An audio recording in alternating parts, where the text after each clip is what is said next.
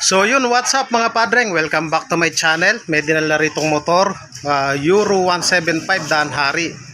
Ang issue ng kanyang motor, pag kinakambyo, matigas daw. Pag nasaksak niya, kumakalas.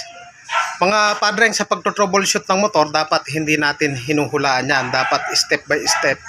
Kung mangyari man po sa inyo, ang una nyong gagawin dyan, dito po ang may problema niya sa parting clutch. So babaklasin na muna natin yung kanyang footrest, yung kanyang tambutso. Nandyan ang problema niyan. So tara, simulan na natin.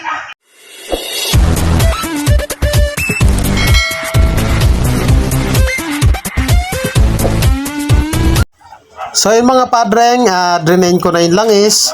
Tanggalin natin yung tambutso. May pinaka-tornilyo po yan natin, MM2. So tanggalin na muna natin yan. Tapos yun dun sa kanyang swing arm, 17mm. So tanggalin na muna natin yan. Tanggalin natin yung kicker.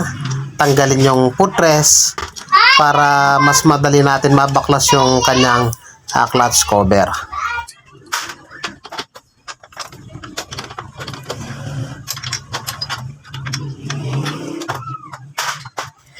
So tanggalin na muna natin yung kanyang kickstarter. At isunod naman natin yung kanyang footrest. 13mm ang kanyang sukat ng kanyang tornilyo.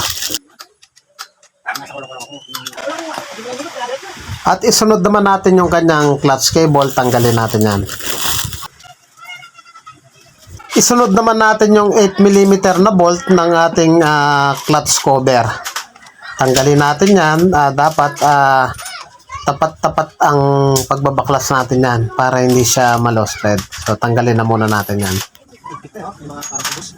Isunod na rin natin yung kanyang speedometer cable. So gagamit lang tayo ng screw para matanggal yan. So ayan.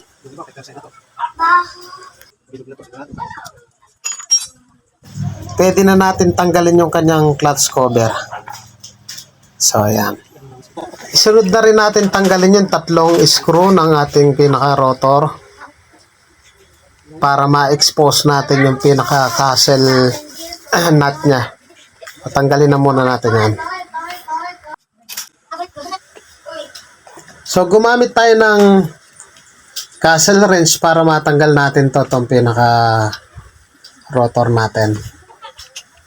So, baklasin na muna natin yan.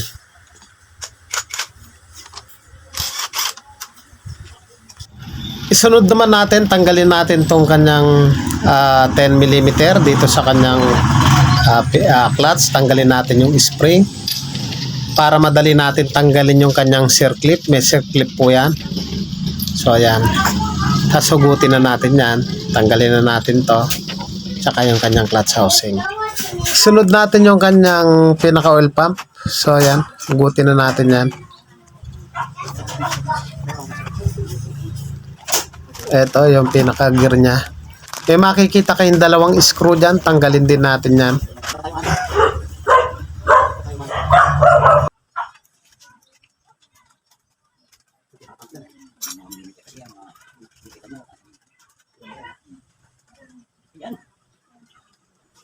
So tanggalin natin yung 10mm dito sa kanyang pinaka-stopper nung star. So, ang issue ng kanyang motor, mga padreng, kumakalas kapag nakakambyo. So, ang naging issue niya, ito, yung spring dito. Putol na siya, ayan o. So, yan yung ating papalitan, mga padreng. So, mura lang yan, siguro nasa 80 pesos lang ganyan. So, papalitan natin yan. Pag kumakalas yung kambyo, so kalimitan, yan po yung nagiging sira. Tanggalin na rin natin yung kanyang gear change pedal spindle. So may washer po yan sa sa dulo dito, may washer po yan. So yun na iwan doon sa loob. Kunin natin, ayan o, may washer. Huwag niyo pong kakalimutan niya, mga padreng. So ito yung naging sira niya, mga padreng. Ang issue ng kanyang motor, kumakambyo naman daw pero kumakalag. Ito kasi yung pinaka-stopper ng star. So nakaganyan siya. Nangyari sa kanya, lumaylay na ganon. Dahil yung kanyang spring putol na yan, oh. So pinabili natin si Padreng ng bago. Ayan, oh, nawala na yung ano niya, yung nakakawit. Kaya lumaylay. Kaya sa tuwing nagkakambyo siya, umiigkas talaga. In case naman mga Padreng na mahirap ikambyo, ito naman yung nagiging tama. Yung pedal spindle natin. Ang nagiging tama pag mahirap ipasok, tong kanto na yan, napupudpud dyan. So yan naman ang pinapalitan natin. In case na mangyari po sa inyo to, buksan nyo agad yung clutch. At pag nag-neutral siya o hindi pumapasok, kumakalas, ito lang yung papalitan natin. O kasano natin yan. So yan, tinanggal ko na muna yung kanyang star para mas madali natin ipasok. So ikabit na muna natin to. May tornilyo siya na 10 mm. So yan, kabit na muna natin.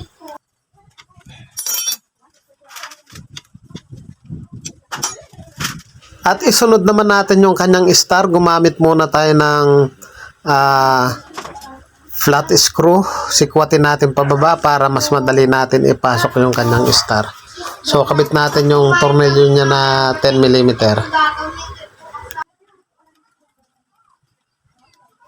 At siguraduhin po natin na maigpit yung dalawa na yan para hindi po magka-problema yung pag-shift natin ng cambio. So siguraduhin po natin maigpit. So yung may spring na naputol po, siya yung pinaka-stopper nung star para hindi po siya kumalas.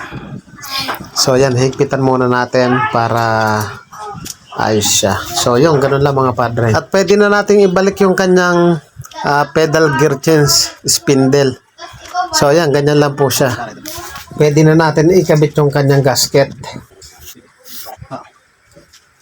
Ayan. Tapos pwede na natin ikabit yung kanyang clutch system. Unahin na muna natin yung kanyang clutch housing. So ayan. Sunod, yung pinaka special washer o spline washer. So ipasok natin yan. Pinihit ko ng pakanan para mag-lock po siya. At ipasok na natin tong kanyang clutch. Ayan, ganyan lang. Tapos yung isa dun sa ayan, sa may pinakakanal na yan. Tapos ilagay na natin yung kanyang pinaka lock. Ito yung pinaka circlip. So tulak lang natin ng clutch screw.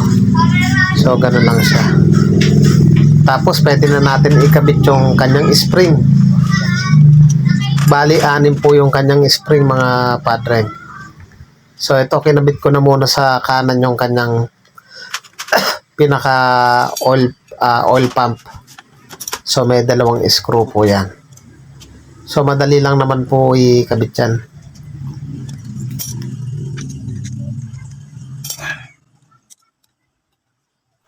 At siguraduhin po natin mga Padre na maigpit po yung screw na yan. So yan, lilipat ko muna yung camera. So igpitan muna natin yan. Pakaigpit po natin to mga Padre. Ayan. Tapos pwede na natin isunod dyan yung pinaka gear ng ating oil pump.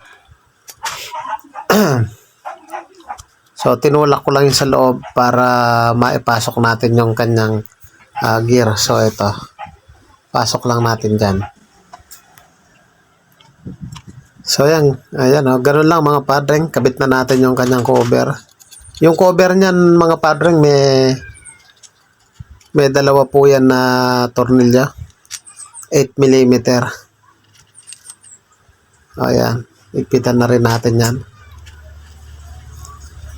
ng 8 mm na T-wrench.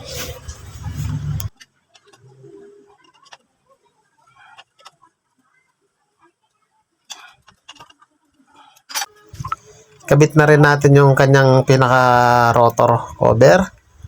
Tapos yung kanyang washer, may mapapansin kayo na out nakalagay. So nasa labas po yung out.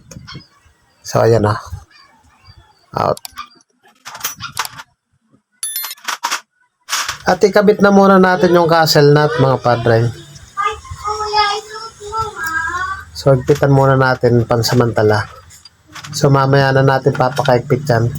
So, isunod naman natin dyan mga Padre yung clutch spring.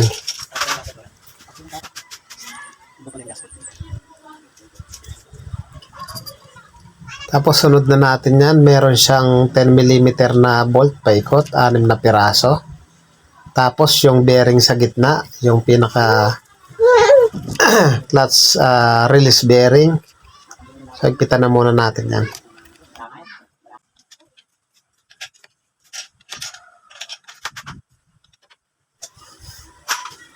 At ayun na nga, okay na.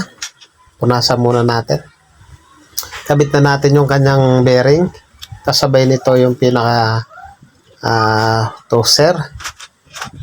Higpitan na natin yung castle nut gamit ang castle wrench or impact wrench.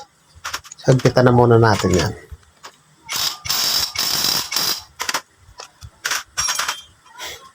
So, ayan. Goods na siya. Kabit na natin yung cover ng ating rotor. May screw po yan na 3. So may gasket po sa loob yan. Siguraduhin po natin na tama yung higpit. Mga padang sa pagtatanggal po niyan, minsan ginagamitan ng pack drive. So huwag po natin masyadong pinakakapukpok kasi minsan sumisipak po yan. So yung sakto lamang po. So yan, naipit na nga. Punasan na muna natin. Pwede na nating ibalik yung kanyang clutch cover. So yan, kabit na natin yung kanyang cover. Tapos pagkakabit niyan, kabit yung footrest, tambutso, lagyan ng langis, at panda rin na natin yan.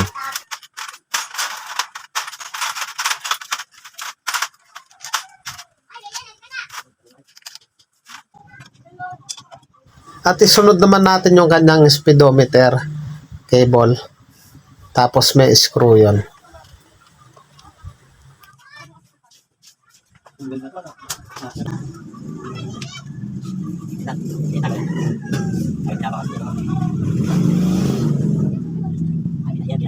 At ikasan na rin natin yung kanyang clutch cable. At goods na yan. Mga padreng, sa mga gusto magpagawa, pasyalan po kayo rito sa Barangay Pulo, Hermosa, Bataan, sa tabi po ng tulay. So pwede nyo rin po akong i-message sa aking Facebook page o i-message sa aking channel.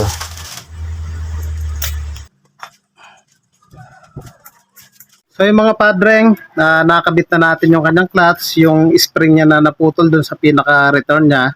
So yun yung naging problema. So ayan, nakabitan na natin ng langis. I-try na nating panda rin. Panda rin mga pare. Tsaka mo i-test drive.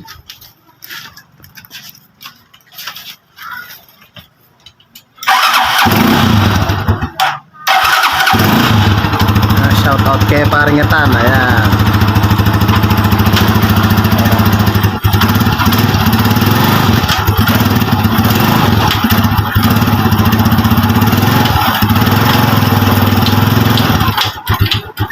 Pasok.